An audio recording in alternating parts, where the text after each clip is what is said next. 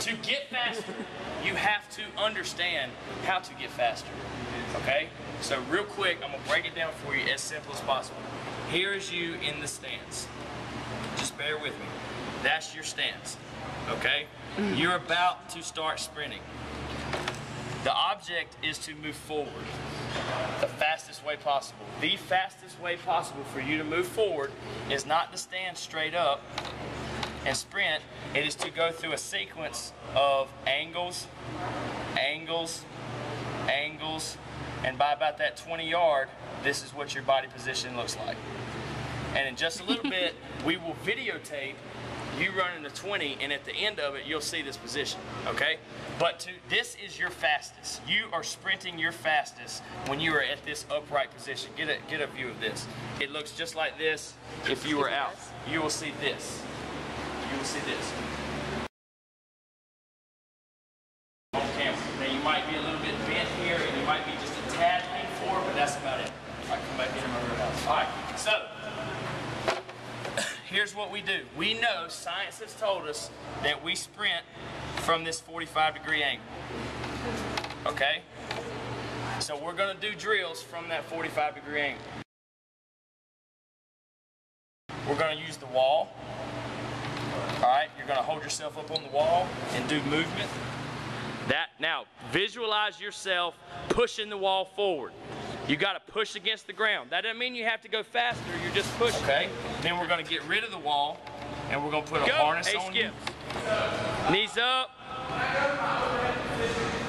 Somebody's going to hold your harness. A sled is going to hold you. We'll lose the person. Dig, dig, dig. You'll run with a sled. We'll go with a band, a shorter band, and somebody will hold that band. It gives you more elasticity. We'll stand in front of you and pull you through your sprint. That will be called overspeed.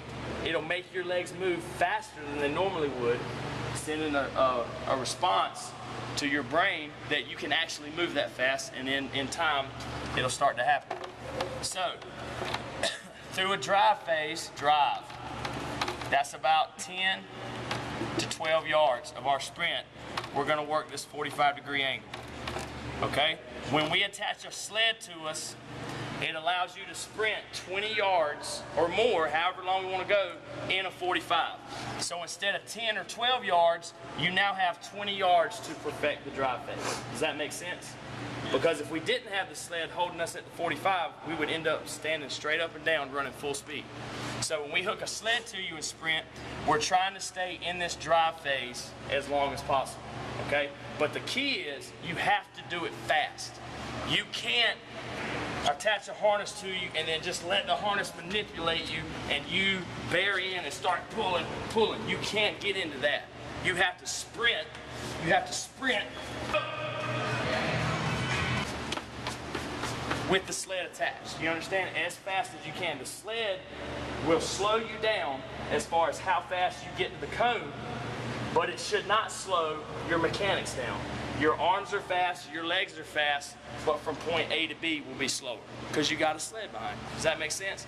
So here's the routine today. We're going to go wall drills, wall, harness, sled. If your mechanics suck on the wall, they're going to suck on the harness, they're going to suck on the sled. So we got to take time and get them good here.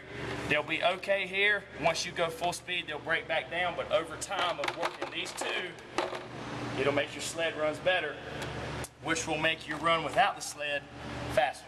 Does that make sense? That is how we're going to get faster. How long will it take?